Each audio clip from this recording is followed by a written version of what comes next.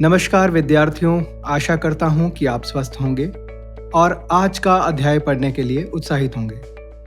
आज हम पढ़ेंगे कक्षा 7 की विज्ञान का अध्याय ऊष्मा। अध्याय को पढ़ने से पहले मैं आपसे कुछ प्रश्न पूछूंगा, आप इन प्रश्नों का उत्तर मुझे दें। बच्चों, हम सर्दियों में किस प्रकार के वस्त्र पहनते हैं? सही जवाब, हम सर्दियों में ऊनी वस्त्र पहनते हैं। और गर्मियों में हम सूती वस्त्र पहनते हैं। सर्दियों में जब आप धूप में खड़े होते हैं तो आप किस प्रकार का महसूस कर पाते हैं? आपको अच्छा महसूस होता है क्योंकि सर्दियों में गर्मी अच्छी लगती है। बच्चों, क्या हम यह बता सकते हैं किसी वस्तु को छूकर कि वह वस्तु गर्म है या ठंडी? तो आप कहेंगे हाँ, ये बता सकते हैं। कितनी गर्म है, कितनी ठंडी है, क्या यह हम बता सकते हैं? शायद नहीं। बच्चों, आज के अध्याय में हम इस प्रश्न का उत्तर ढूंढने का प्रयास करेंगे। आज के अध्याय में हम इन विषयों के बारे में जानकारी प्राप्त करेंगे: गर्म एवं ठंडा, ताप मापन, थर्मामीटर और ऊष्मा का स्थानांतरण। बच्चों, सबसे पहले हम गर्म तथा ठंडा इसके बारे में जानकारी प्राप्त कर लेते हैं। हम पहले भी बात कर रहे थे कि गर्मियों में हम सूती कपड़े पहनना पसंद करते हैं क्योंकि सूती कपड़े हमें ठंडक का अनुभव करवाते हैं। इसी तरह सर्दियों में हम ऊनी कपड़े पहनते हैं क्योंकि यह हमें गर्म रखते हैं। हम अपने दैनिक जीवन में अनेक वस्तुओं के संपर्क में आते हैं। इनमें से कुछ गर्म हैं और कुछ ठंडी होती हैं, जैसे कि चाय गर्म होती है और आइसक्रीम ठंडी होती है। आओ बच्चों, अब हम एक क्रिया द्वारा देखते हैं कि कोई वस्तु किसी दूसरी वस्तु की अपेक्षा कैसे ज़्यादा गर्म या ठंडी हो सकती है। इसके लिए 3 बीकर लें और इन पर A, B और C नामांकित करें। बीकर A में ठंडा पानी तथा बीकर B में गर्म पानी। बीकर C में कुछ ठंडा और कुछ गर्म पानी मिलाकर डाल दें। अब सबसे पहले अपने बाएं हाथ को बीकर A में और दाहिने हाथ को बीकर B में डालें। दोनों हाथों को 2-3 मिनट तक बीकर में डूबे रहने दें। अब दोनों हाथों को एक साथ बाहर निकालें और बीकर C में डुबो दें। बाएं हाथ को बीकर C में पानी गर्म लग रहा है और दाहिने हाथ को बीकर C में पानी ठंडा लग रहा है। इसका अर्थ यह हुआ कि हमारी स्पर्श इंद्रियां भी हमें धोखा दे सकती हैं, इसलिए हम अपनी स्पर्श इंद्रियों पर भी विश्वास नहीं कर सकते। किसी वस्तु की उष्णता यानी कि गर्मी का विश्वसनीय माप उसके ताप से पता किया जाता है। ताप मापने के लिए उपयोग की जाने वाली युक्ति को तापमापी यानी थर्मामीटर कहते हैं। जब कभी बच्चों आपको या आपके परिवार में किसी को बुखार होता है तो आप थर्मामीटर के साथ अपने शरीर का तापमान मापते हैं। जिस थर्मामीटर से हम अपने शरीर के ताप को मापते हैं उसे डॉक्टरी थर्मामीटर कहा जाता है। डॉक्टरी थर्मामीटर में एक लंबी, बारीक तथा एक समान व्यास की कांच की नली होती है। इसके एक सिरे पर एक बल्ब होता है। बल्ब में पारा भरा होता है। बल्ब के बाहर नली में पारे की एक पतली चमकीली धारी देखी जा सकती है। थर्मामीटर के ऊपर ताप मापने का एक मापक्रम यानी कि स्केल होता है। उपयोग किए जाने वाले मापक्रम सेल्सियस स्केल है, जिसे डिग्री सेल्सियस द्वारा दर्शाते हैं। डॉक्टरी थर्मामीटर से हम 35 डिग्री सेल्सियस से लेकर 42 डिग्री सेल्सियस तक के ताप को माप सकते हैं। एक और स्केल भी इस्तेमाल किया जाता है जो कि है फ़ारेनहाइट। यह 98 से लेकर उपयोग की जाने वाली युक्ति को तापमापी यानी थर्मामीटर कहते हैं। लेकिन अगर हम डॉक्टरी थर्मामीटर का उपयोग करते हैं तो आप देख सकते हैं कि डॉक्टरी थर्मामीटर में बल्ब के नज़दीक एक विभंग यानी कि किंक होता है। यह किंक पारे के तल को अपने आप ही नीचे गिरने से रोकता है। थर्मामीटर का प्रयोग केवल मानव ताप मापने के लिए है। इससे गर्म वस्तुओं को या और वस्तुओं को नहीं मापा जा सकता। थर्मामीटर का प्रयोग सावधानी से करना चाहिए क्योंकि यह कठोर वस्तु से टकराते ही टूट सकता है।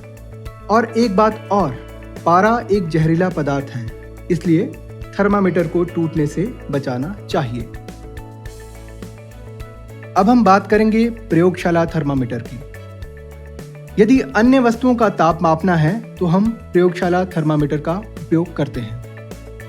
प्रयोगशाला थर्मामीटर का परिसर या रेंज घटा 10 डिग्री सेल्सियस से 110 डिग्री सेल्सियस तक होता है। बच्चों, आप अखबार में अक्सर पढ़ते हैं कि मौसम विभाग द्वारा अधिकतम और न्यूनतम तापमान की जानकारी दी गई है। इसके लिए मौसम विभाग में अधिकतम और न्यूनतम तापमापी का प्रयोग किया जाता है।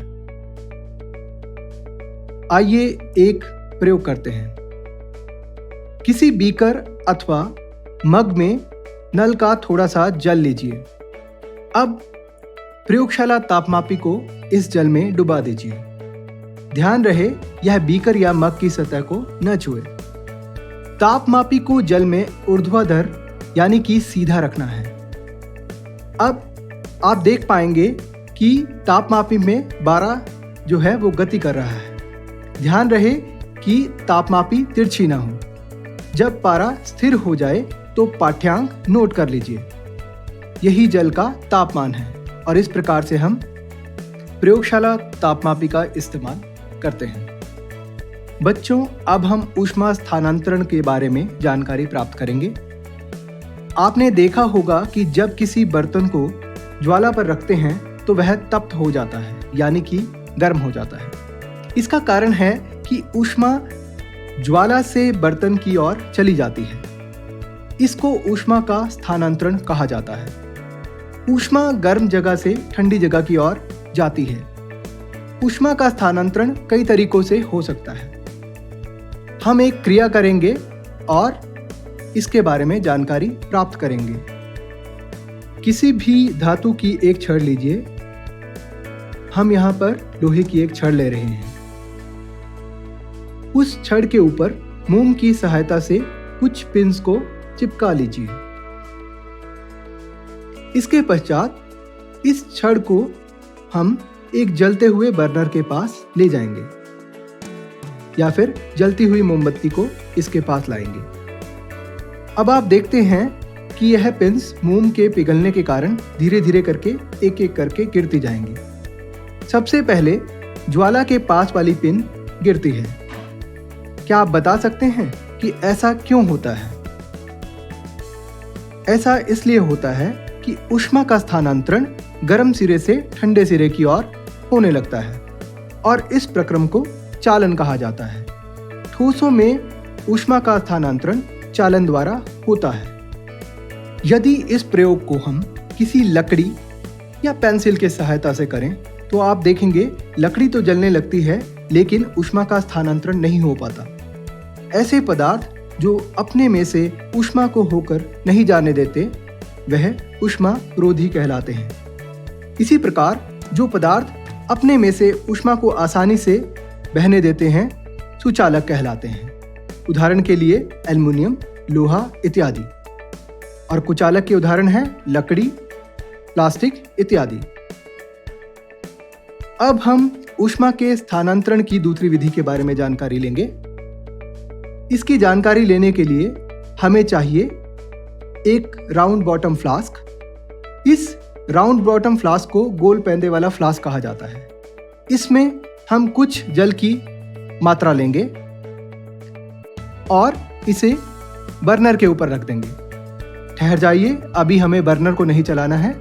सबसे पहले हम जल को स्थिर होने देंगे और इस जल में हम परमैंगनेट के कुछ क्रिस्टल लेंगे। इसके पश्चात हम बर्नर को चला देंगे।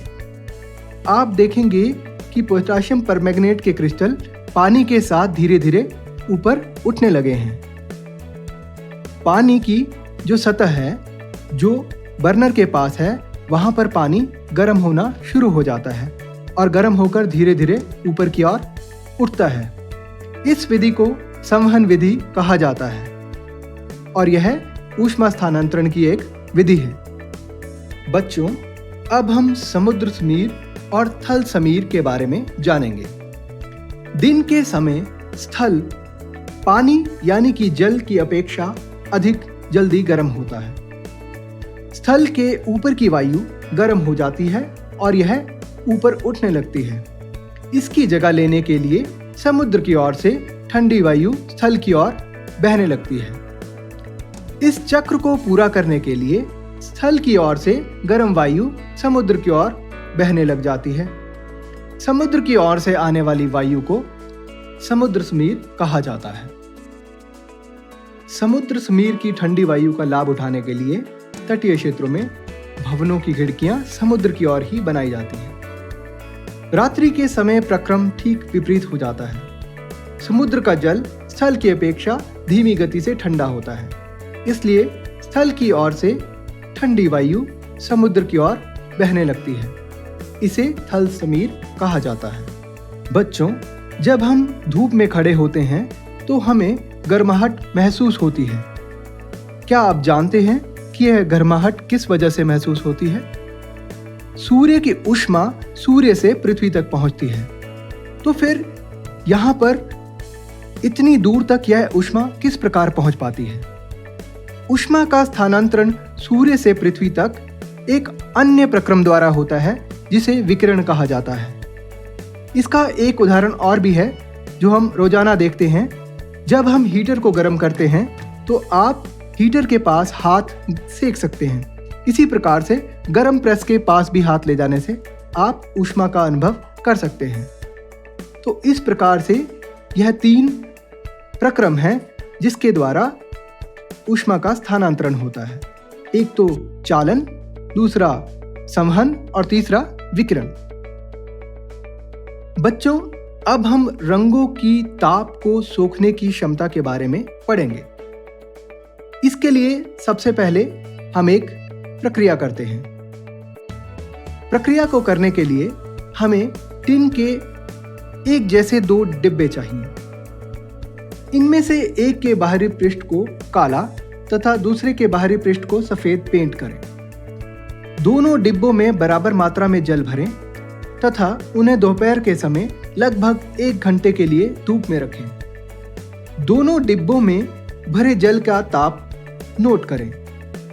क्या आपको दोनों के ताप में कुछ अंतर दिखाई दे रहा है?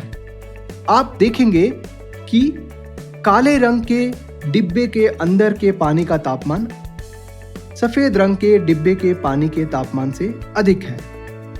इस प्रकार हमें ज्ञात होता है गहरे रंग हल्के रंगों की अपेक्षा ज्यादा ताप सोखते हैं।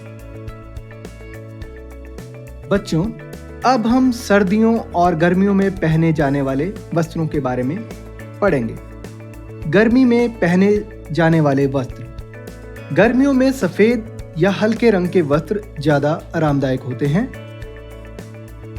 हल्के रंग के वस्त्र ऊष्मीय विकिरणों को ज्यादा मात्रा में परावर्तित कर देते हैं। सर्दियों में गहरे रंग के वस्त्र पहनना लाभदायक या आरामदायक होता है। गहरे रंग के वस्त्र ज्यादा ताप यानी ऊष्मा को सोखते हैं। ऊन ऊष्मारोधी होती है। ऊन के रेशों के बीच में वायु फंसी रहती है।